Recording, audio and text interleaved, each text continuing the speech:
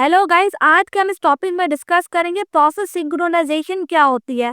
जो process synchronization होती है ना, ये ना रेफर करती है कि ये ना कोऑर्डिनेशन है। अब कोऑर्डिनेशन का मतलब क्या है?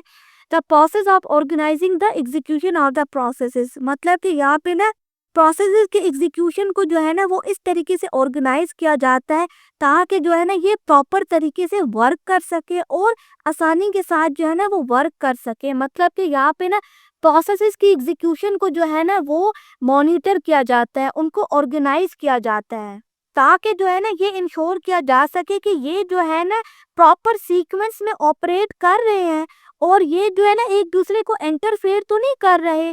स्पेशली उस केसेस के अंदर जिस केसेस के अंदर ना शेयर्ड रिसोर्सेज का इस्तेमाल किया जाता है।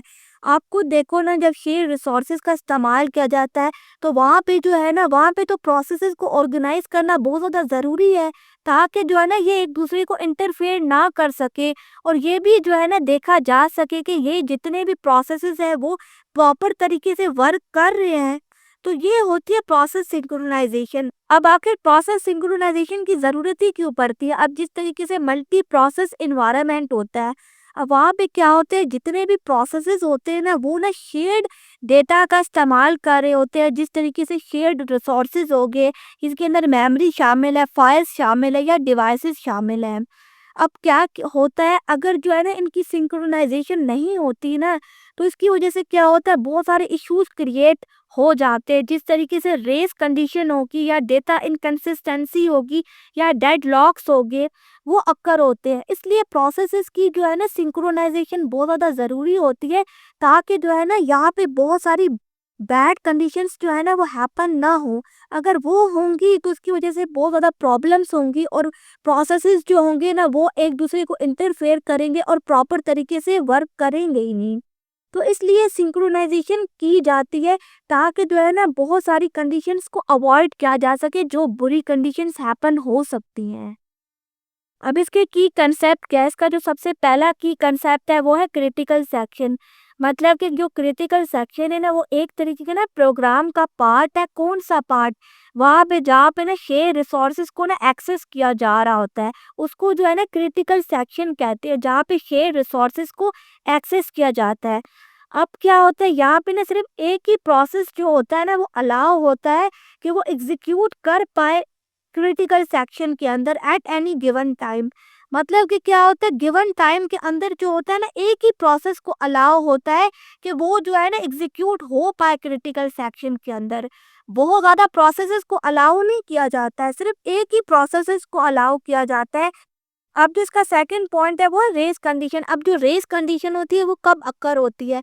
जब दो या दो से ज़्यादा प्रोसेसेस जो होते हैं ना वो मॉडिफाई करने लग जाए शेयर डेटा को एक ही वक्त पे, तब जो होता है ना रेस कंडीशन अक्कर होती है। मतलब कि दो या दो से ज़्यादा प्रोसेसेस जो है ना वो ना डेटा को मॉडिफाई करने की कोशिश करें एक ही वक्त में, तो क्या होता है वहाँ पे ना रेस कंडीशन अक्कर हो जाती है।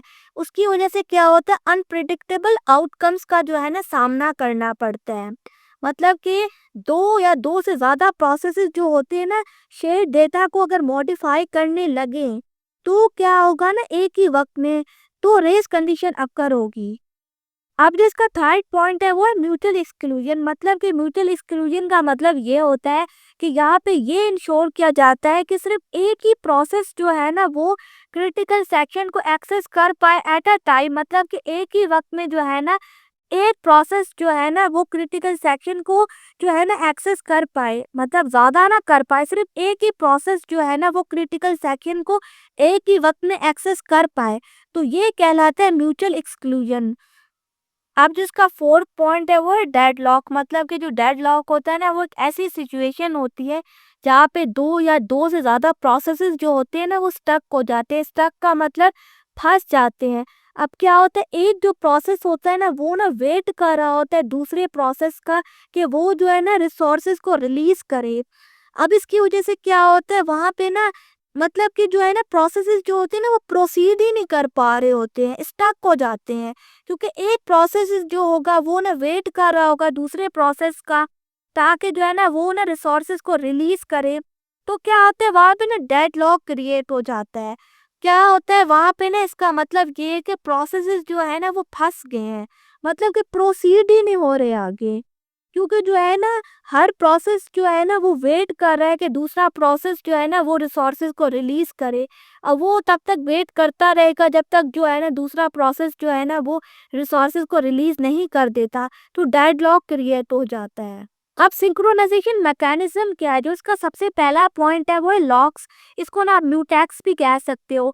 अब ये ना एक तरीके का मैकेनिज्म है जहाँ पे ना इन्फोर्स किया जाता है म्यूचुअल एक्सक्लूजन। म्यूचुअल एक्सक्लूजन का मतलब मैंने आपको पहले भी बताया कि जहाँ पे ना एक ही प्रोसेस को अलाउ किया जाए कि वो ना क्रिटिकल सेक्शन को जो है ना एक्सेस कर पाए एक ही वक्त में।